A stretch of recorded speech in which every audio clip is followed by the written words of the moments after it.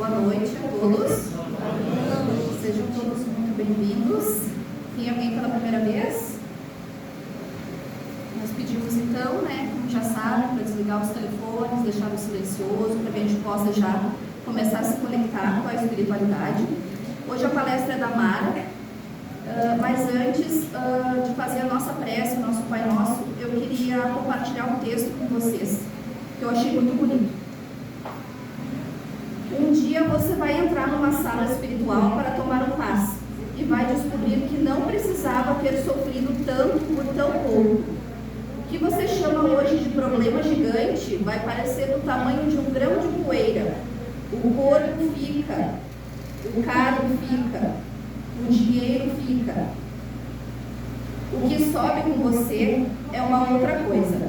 A paz que você cultivou ou o caos que você alimentou. Imagina ouvir isso lá em cima. Você gastou a vida inteira brigando por coisas que não podia trazer.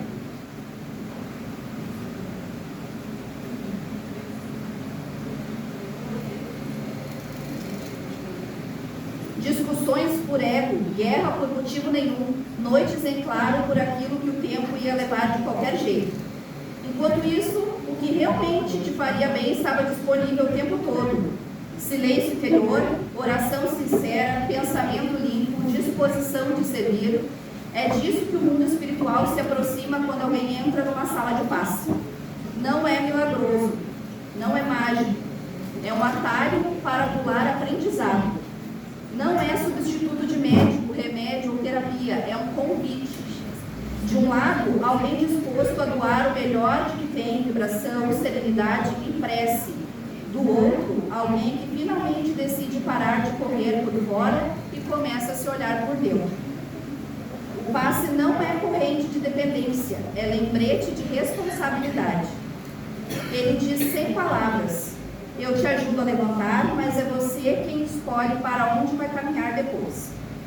Quando feito numa casa séria, que estuda, trabalha e vive a caridade, o passe vira mais que um gesto com as mãos. Vira braço espiritual, vira colo invisível, vira espelho. Mostra que nenhuma energia de luz se mantém se você continuar alimentando sombras pelos pensamentos, palavras e atitudes. A verdadeira beleza do passe está justamente nisso, simples por fora, profundamente exigente por dentro. Não cobra dinheiro, mas cobra algo muito maior. Sua decisão de ser um pouco mais justo, um pouco mais calmo, um pouco mais generoso consigo com o mundo. Porque no fim, quando você regressar para casa, não vai ser perguntado quanto você ganhava, qual era o seu título, quantos seguidores você tinha. A pergunta real será: o que você faz com a luz que recebeu? E cada passo que você participou, dando ou recebendo, vai parecer como um pequeno ponto de claridade no seu caminho. Não como um milagre que caiu do céu, mas como um momento em que você escolheu. Menos desespero, mais confiança. Menos correria, mais presença. Menos reclamação, mais gratidão. O passe espírita é isso. Um lembrete vivo de que a espiritualidade não é espetáculo, é postura. Não é fuga da vida, é um jeito novo de vivê-la. Se fez sentido para você, guarda uma coisa. A força que você sente durante o passe não mora na mão de ninguém. Mora na maneira como você decide pensar, sentir e agir todos os dias. E é aí que a verdadeira cura começa. Depois, então, de eu ter compartilhado esse texto que eu achei muito lindo, que define realmente o significado do passe para nós, vou pedir para vocês fecharem os olhos para a gente iniciar o nosso Pai Nosso. Pai Nosso, que estais no céu, santificado seja o vosso nome. Venha a nós o vosso reino, seja feita a vossa vontade, assim na terra como no céu. O pão nosso de cada dia nos dai hoje, perdoai as nossas ofensas, assim como nós perdoamos a quem nos tem ofendido. E não nos deixeis cair em tentação, mas livrai-nos do mal. Que assim seja, graças a Deus.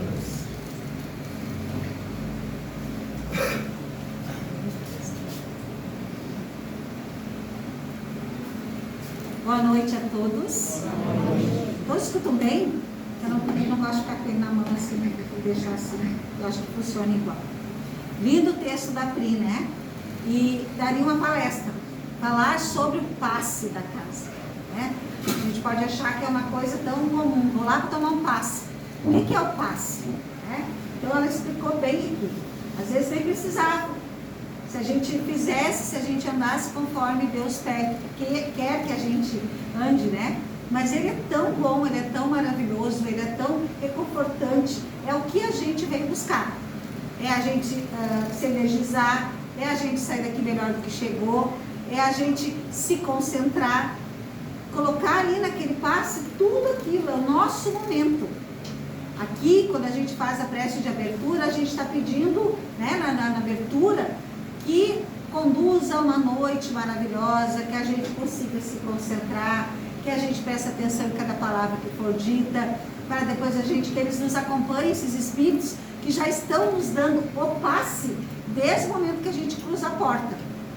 Não é só naquela sala, não é só ali que eu tenho que me concentrar. A gente, por muitas vezes, não tem acontecido, graças a Deus, mas teve épocas aqui de pessoas que vinham, sentavam aí, ficavam mexendo, vendo vídeo no celular, aí a pessoa que está atrás quer se concentrar, não consegue, né? Então a gente pede, agora ultimamente as pessoas estão vindo realmente para buscar. Então o nosso momento do passe é desde que a gente entra, a gente já está sendo acompanhado pelos espíritos de luz da casa, pelos mentores da Falange de Bezerra, já estamos sendo tratados, para depois o complemento da sala de marca ou da sala de passe é aquela a cereja que faltava no bolo. Ali vai ser o nosso momento da gente se concentrar e dizer por que a gente veio aqui, qual é, e às vezes não precisa nem dizer, porque eu vou dizer que foi uma dor de barriga, uma dor de cabeça, um laudo de um exame, e não, eles sabem onde é que é, não é nada disso, é aqui, é o teu espiritual que está abalado, é o teu emocional que está abalado, e a gente está achando que é só uma dor de cabeça, só uma dor de estômago. Então esse texto da Priscila daria sim uma palestra, nós ficaríamos aqui por horas falando sobre o passe. Então quando vocês forem, principalmente para a sala de passe, vão com vontade de receber o seu passe, vontade de receber tudo aquilo que vier buscar. Hoje eu trouxe um tema que a gente já falou, eu já falei, eu acho que colegas também já falaram sobre esse assunto. Marca 2, alguém? Acho que não mais. A gente procura, né, o seu Paulo nos escala para as palestras e a gente não pode fugir da nossa doutrina espírita, né? Então, às vezes a gente traz um tema que é da doutrina espírita, mas que não está ligado lá ao livro dos espíritos ou o nosso evangelho, mas geralmente, né, a gente tem que trazer a nossa doutrina, porque poucas pessoas têm o recurso ou sabem que nosso evangelho, o Evangelho segundo o Espiritismo, deixa eu ver se não, esse é o livro dos Espíritos. O Evangelho segundo o Espiritismo, ele é chamado a Bíblia do Espírita, né? Ele é uma das obras de Allan Kardec, e ali ele tem passagens lindíssimas que se encontram na Bíblia também, mas que são esclarecidas por Kardec. Então o Evangelho segundo o Espiritismo, ele tem assim, ó, cada trecho, e eu vivo dizendo, costumo dizer assim, que quando eu entrei nessa casa, que eu comecei a estudar, nós tínhamos uma aluna da casa, hoje ela está em outra casa espírita, né? Ela foi mais pro lado da Umbanda, e um dia numa aula ela disse assim, falando pro seu Paulo, né, que a gente conversa bastante nas aulas, a gente tira nossas dúvidas, e ela assim, o Evangelho segundo o Espiritismo, qualquer frase dá uma palestra. E eu pensei, que louca, o Evangelho é tão difícil de ler, porque eu já li mais de 300 livros espíritas, mas eu amo romance, eu amava o romance espírita. Então eu achava o Evangelho tão difícil de se entender, eu disse, ela é louca. Mas depois eu disse, realmente, qualquer frase do Evangelho dá uma palestra.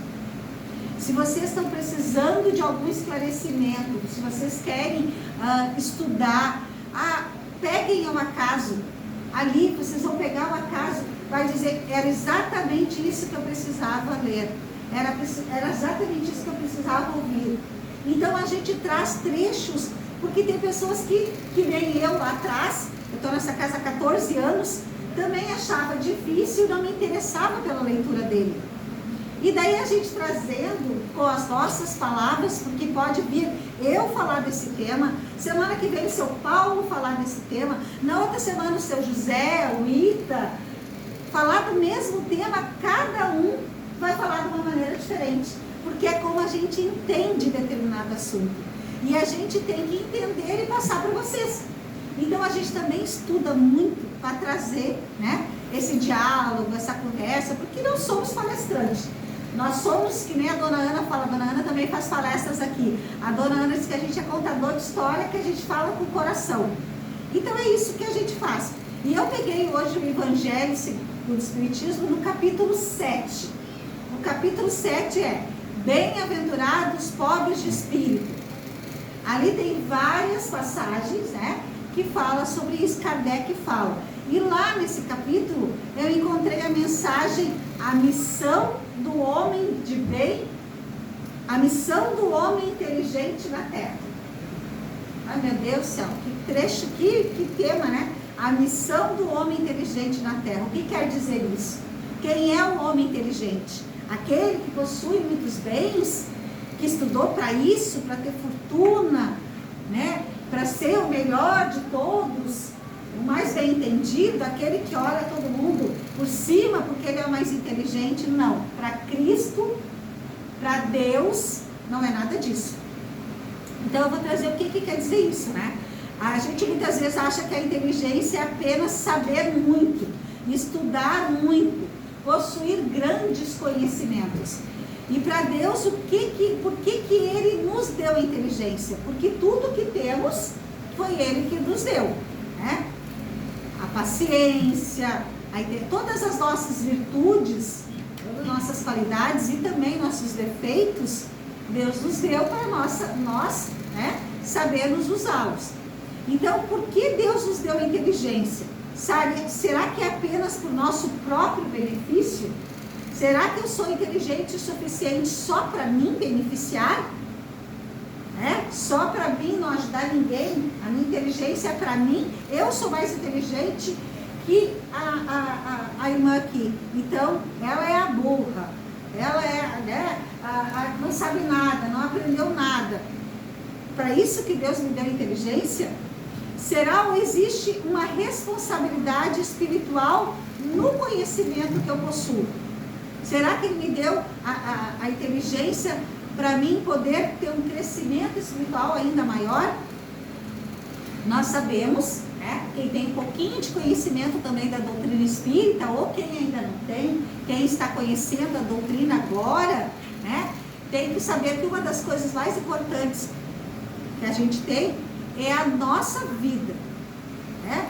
Deus nos deu mais uma oportunidade de estar vivo, porque nós viemos já de encarnações anteriores, não sabemos quantas, e iremos passar por muitas ainda, porque temos muito que evoluir para não precisar mais reencarnar, para poder ter o consentimento, né, que nem Bezerra, que nem vários médios que tiveram já a oportunidade de poder escolher. Você quer voltar? Você quer ir para um planeta mais evoluído que a Terra? Você quer reencarnar de novo para poder ajudar as pessoas? Ou você quer ficar aí num mundo espiritual, mundo superior, né? Então nós temos ainda muito que evoluir. E como é que a gente usa essa inteligência? Se Deus, nos seus desígnios, nos fez nascer num meio onde pudéssemos desenvolver a nossa inteligência, é porque quer que nós utilizemos ela em benefício de todos. Como explicar isso? Nosso conhecimento, ele é limitado. A inteligência é um instrumento de Deus. Ela deve ser usada para ajudar o progresso dos outros. Mesmo a pessoa considerada muito inteligente, não tem motivo nenhum para se orgulhar, pois diante da lei divina, nosso conhecimento ainda é pequeno. Então, o que eu disse? A gente precisa ainda voltar muito. A lei divina, a gente sempre vai precisar, mas eu não posso me considerar o melhor, né? Porque eu ainda tenho muito que melhorar. Eu já dizendo que eu sou melhor, eu já estou errando. Eu já não sou tão inteligente assim, né? A responsabilidade da inteligência. Então, quando a gente é um pouquinho inteligente, a gente tem responsabilidade. E o Evangelho nos ensina que toda capacidade é um talento. E para isso, eu não trouxe aqui para ler, porque eu já falei dela mais vezes, eu vou falar um pouquinho do trecho da parábola dos talentos, que ela nem é desse capítulo, se eu não me engano, ela é do capítulo 19 do Evangelho também. Então, a parábola dos talentos, ela também vem fazer parte dessa palestra de hoje. Porque havia um senhor poderoso que ele foi viajar. Então, para nós, esse senhor na palestra, ele se entende-se que é Deus, né? E esse senhor, antes de viajar, ele pegou 3 discípulos do seu reino. E para um ele deu 5 talentos, para outro ele deu 2 talentos e para outro ele deu 1. E disse para eles guardar esses talentos, que quando ele voltasse, ele queria que eles prestassem contas, dissesse o que eles fizeram com aqueles talentos. Então, para nós, né, vamos explicar para nós entender. Os talentos são conhecimentos que Deus deu para aquelas pessoas. E ele demorou para voltar. Quando ele voltou, ele foi cobrar daqueles 3 discípulos o que eles tinham feito. O que ganhou 5 disse: Senhor, eu investi, eu multipliquei. Eu tenho aqui agora, eu fui, né, dividindo, multiplicando esses talentos com outras pessoas e eu consegui multiplicar. Em vez dos 5 que o Senhor me deu, eu tenho 10. Nossa, o servo ficou feliz e disse: leva e divide agora com os teus. O outro que pegou 2 também chegou na frente do Senhor e disse: eu também, Senhor. Eu fiquei meio receoso no começo, mas eu consegui também. Eu multipliquei. Dos 2 eu fiz 4. O Senhor ficou: nossa, que coisa boa. Vai também e divide lá com os teus. Aí veio aquele 1, né? Meio cestroso, mas cheio da razão, se explicando: Senhor, eu sei que o Senhor é meio rigoroso, o Senhor cobra, o Senhor é meio severo. Então eu fiquei com medo de me perder esse talento que o Senhor me deu e eu enterrei. Eu enterrei na terra e agora eu fui lá e desenterrei e estou lhe devolvendo 1 talento. O Senhor disse: preguiçoso, ocioso, tu simplesmente não fez bom uso do talento que eu te dei. Tu ficou com medo e tu não multiplicou com ninguém. Isso não é mérito nenhum. Então, o que é o talento? O talento é tudo de bom que a gente tem. Agora, há pouco, a Fernanda veio aqui e ela multiplicou o que ela tem de bom. A leitura que ela viu lá há tempo, ontem, hoje, que ela leu e disse: isso é uma ótima leitura fazer na casa espírita. Ela está multiplicando os talentos. Aquela pessoa que tem um amigo, um vizinho, um conhecido, que está precisando de um passe, está precisando de uma maca, está precisando de uma energia, um abraço, e ela compartilha e ela diz: olha, lá em cima na lomba tem uma casa espírita, diz que lá a gente sai de lá muito melhor do que a gente chegou. Ela está multiplicando o seu talento. Aquela pessoa que às vezes a pessoa não pode vir, o amigo, o filho, o parente, mas diz assim: ó, leva minha água, leva uma roupa minha, e a gente traz, né?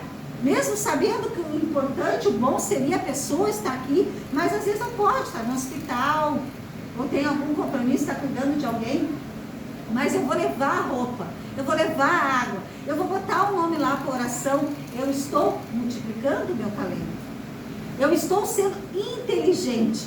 É a missão do homem inteligente na Terra. Eu posso dizer que eu estou sendo muito inteligente, porque eu estou multiplicando aquilo, o que eu sei, o que eu tenho. Vamos lá, então. Aí, o Evangelho nos ensina que toda capacidade é um talento. Algumas pessoas recebem mais facilidade. Elas conseguem estudar, compreender, pesquisar, ensinar, desenvolver ideias. Isso não é privilégio sem propósito. Isso às vezes é uma missão. Então, se eu tenho uma facilidade maior de compreender, às vezes a gente pede assim, colega, vai lá e faz a preste abertura. Ai, não, sou tímido, não gosto, não consigo ainda lá na frente me expressar. Tá tudo certo. Vai passar um tempinho e a gente vai conseguir. Mas aquela pessoa que tem mais facilidade para vir, falar, né, para desenvolver um assunto, é uma missão que Deus nos dá. Para que eu vou ficar ali me retraindo se eu acho que eu sou capaz? Eu consigo, eu vou lá e vou fazer. Com medo mesmo. E isso é para tudo, né, na nossa vida. Às vezes nos dá uma tarefa no nosso trabalho, na nossa casa, na nossa casa. Quem aqui é mãe, quando foi mãe pela primeira vez? Foi fácil. Tinha cartilha de ser mãe e a gente não vai lá e vai e faz, né? Quando a gente tem um trabalho novo, que a gente não está acostumado a fazer, desempenhar aquela função, a gente não vai lá com medo mesmo e faz. Então isso é para a vida. A gente tem a missão de sempre querer mais. Vamos estudar, toda terça-feira tem estudo na Castilha. Não, esse ano ainda não posso, mas eu vou conseguir. Ano que vem talvez eu vá. No meio do ano eu vou. Então eu estou me comprometendo. E eu quero voltar a estudar, vou terminar a faculdade, vou fazer ensino médio, vou me alfabetizar, vou terminar lá meus estudos. Missão. Tudo na nossa vida a gente tem que querer sair da nossa zona de conforto, que é muito bom. Seria muito bom todos vocês. Hoje está linda essa casa. Está lindo. Está completa, está repleta aqui de energia, de luz. Seria ótimo você estar em plena segunda-feira na sua casa, deitadinho no seu sofá, vendo uma televisão, ou as donas de casa lá fazendo a janta para o marido, para os filhos, para si mesmo, né? Seria ótimo, mas o que eu estou fazendo? Eu estou vindo me melhorar. A minha missão é evoluir. Então o que eu preciso? Preciso estar melhor. Que depende de quem? De mim. A minha missão é minha, só minha. Não posso pedir para a Fernanda me ajudar na minha missão. Ó, vai lá com a minha missão para mim, Fernanda. Posso fazer a palestra hoje? Vai lá, tu e faz. Ela pode vir aqui fazer tão quanto melhor que eu. Mas a minha missão é minha. Eu vou ficar devendo, que eu era para estar aqui dividindo um pouquinho do meu conhecimento. E isso é tudo na nossa vida. A gente não pode estar passando nossos problemas para as outras pessoas tentar resolver. A gente está passando a nossa missão para outro, né? A gente pode compartilhar, dividir. O seu Paulo nos instruiu. O seu Paulo me ensinou a fazer palestra. Ele dividiu, ele multiplicou o talento dele. Isso é multiplicar. Ele não tirou, a missão dele era essa. Ensinar nós todos.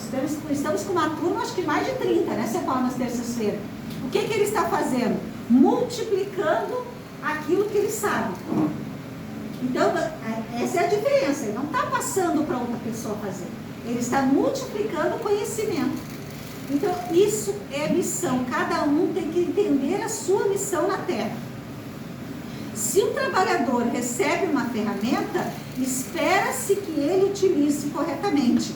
Então, se o trabalhador somos nós, nosso chefe é Deus. Se ele nos deu uma tarefa, nos deu uma ferramenta, ele espera que a gente desempenhe nosso trabalho da melhor maneira possível. Como?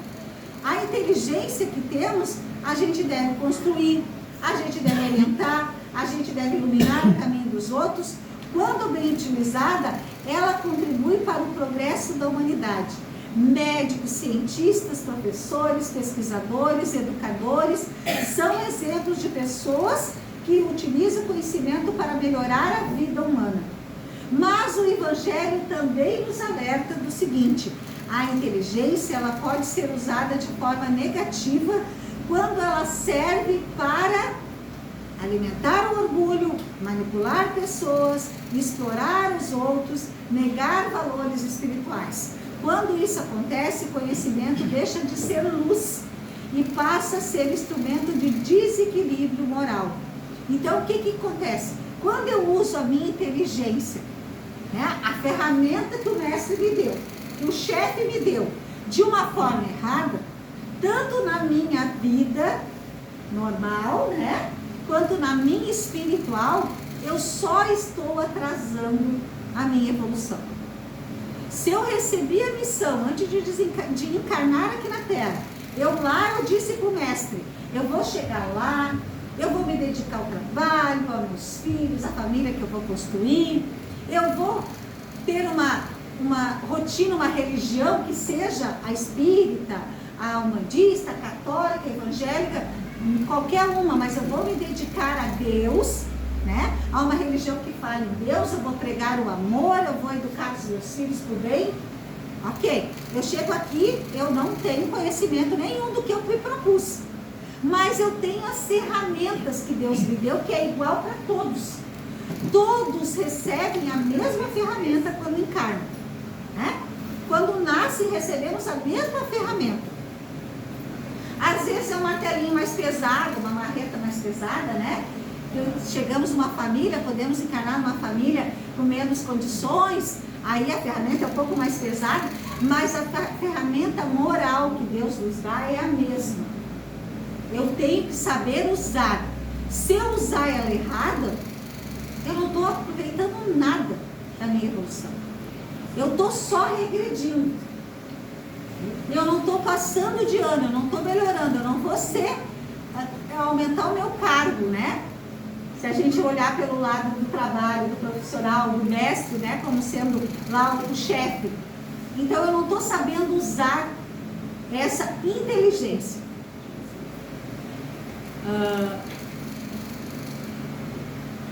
Vamos ver onde a gente aplica, né? É a reflexão mais importante.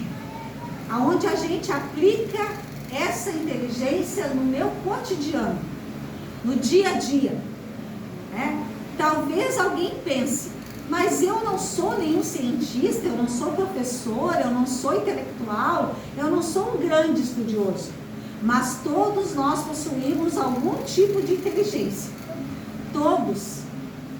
Eu tenho um filho que é meu do coração, e esse meu filho, ele rodou 3 vezes a 7ª série, e ele ainda não estava totalmente ainda comigo, né? Ele ficava mais com a mãe do que comigo.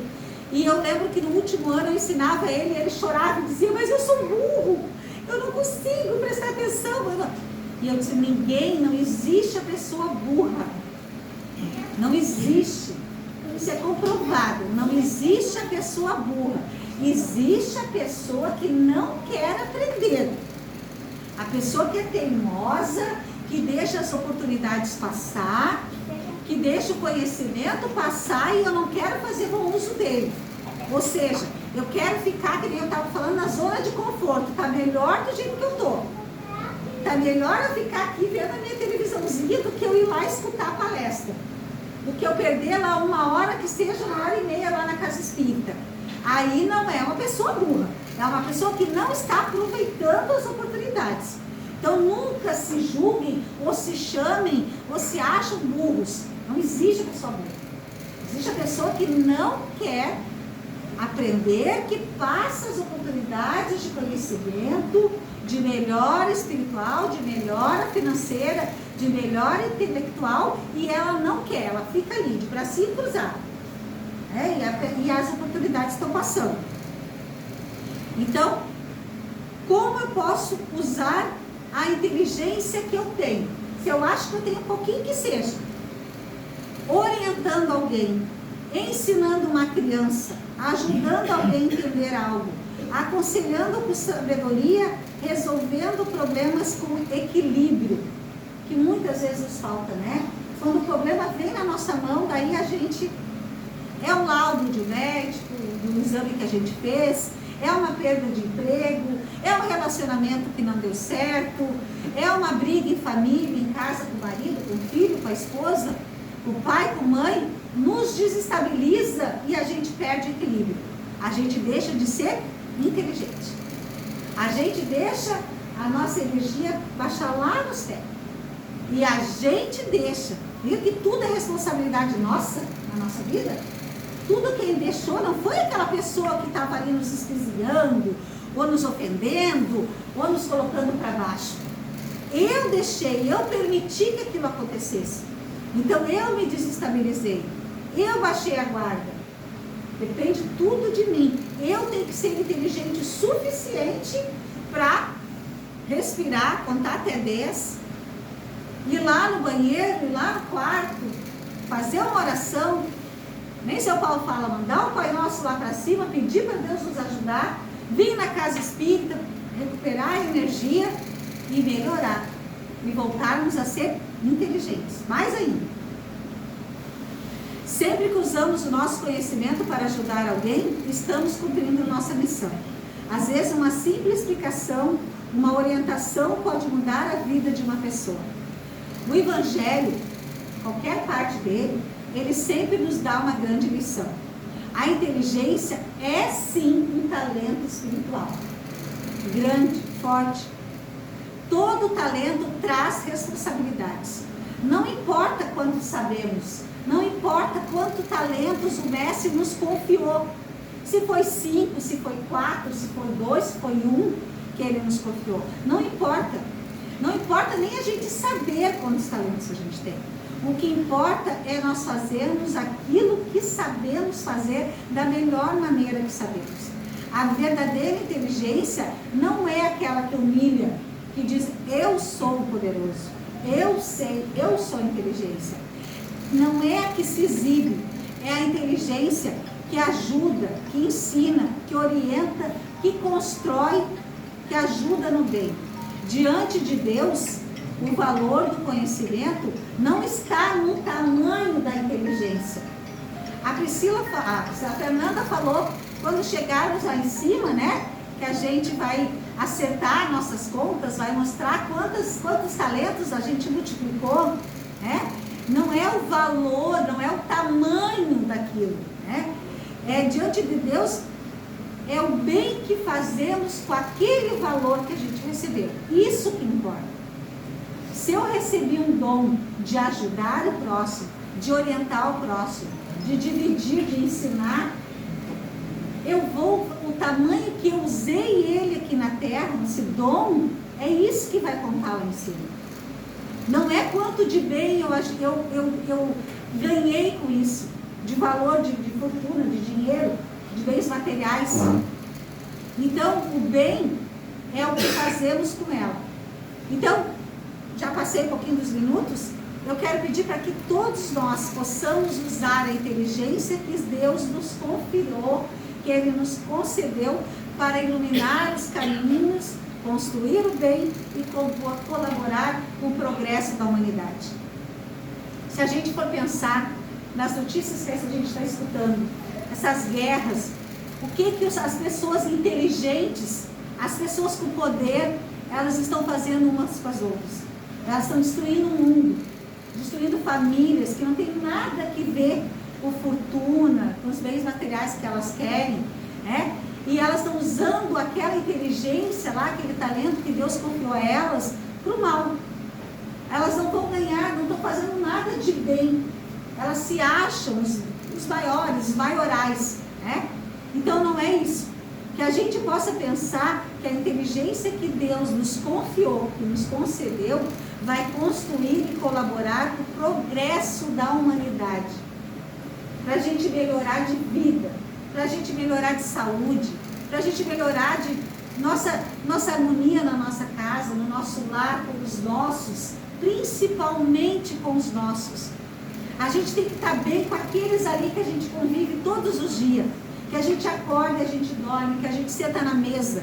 Depois que eu estou bem com aqueles ali, aí eu quero ficar bem com os que eu trabalho, que eu convivo, que eu divido o resto do meu tempo, mas principalmente com os nossos.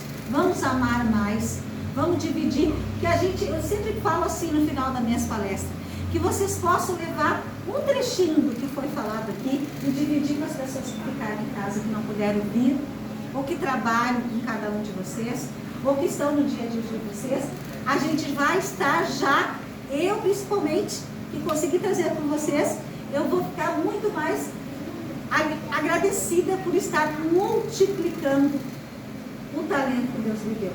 Então, muito obrigada por vocês terem me escutado, vocês estarem aqui nessa noite, que vocês possam fazer o passo de vocês plenos, com a certeza que o mundo espiritual está aqui pronto para nos ajudar. Só depende de cada um de nós. Muito obrigada, tenham todos uma boa noite.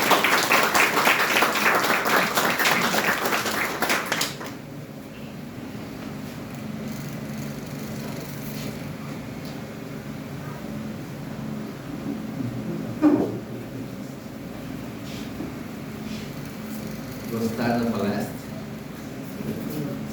Não tinha ninguém pensando em nada, só no que a Mara disse. Mas a gente faz uma viagem, nós já temos 15 anos de casa. Então a gente se lembra do primeiro ano, segundo ano, terceiro ano, quarto ano, quinto ano. Fulano que chegou, fulano que ficou, fulano que saiu, fulano que foi para outra casa, fulano que deixou o espiritismo. Então a gente entende tudo que é história para a gente saber. Mas o importante não é isso. O importante não é a gente seguir isso aí, mas a gente seguir a doutrina espírita. Tem muita gente que se diz católica, muita gente que se diz outra religião, mas a gente chegar e, quando a gente gosta do espiritismo, quando o espiritismo tem aquele conhecimento para passar para nós, de verdade, de vida, de alegria, e vocês verem quando as pessoas entram aqui, as pessoas não fazem nem ideia do que acontece aqui dentro. Mas quando nós estamos aqui, principalmente na terça-feira, que é um dia de estudo, é um dia que nós estudamos, um dia que nós debatemos, aí vocês teriam uma ideia de como nós estudamos o espiritismo, como faz bem para a gente. Porque talvez uma coisa diferente vocês nunca imaginam na vida de vocês, assim. Mas é a nossa maneira de ser. E temos estudo para todos. Todos são muito bem recebidos. Tem pessoas que vêm aqui para conhecer, vêm aqui para somar, vêm aqui para aprender alguma coisa, para evoluir um pouquinho mais. E depois, no final do ano, ou no meio do ano, ou não interessa quando que for, a pessoa não quer seguir a doutrina espírita, não tem problema. Aqui todo mundo é livre. Quem quiser seguir, segue. Quem não quer seguir, não segue. Então, nós agradecemos a Mara por essa bela exposição doutrinária que ela fez hoje, que nos ajudou bastante, nos ajudou a crescer um pouco mais. Eu tenho certeza que todos que estão aqui deram um passo muito grande na seara evolutiva hoje, porque somente assim que a gente vê a repercussão do conhecimento que a gente está sentindo, está vendo, está ouvindo. Então vamos orar.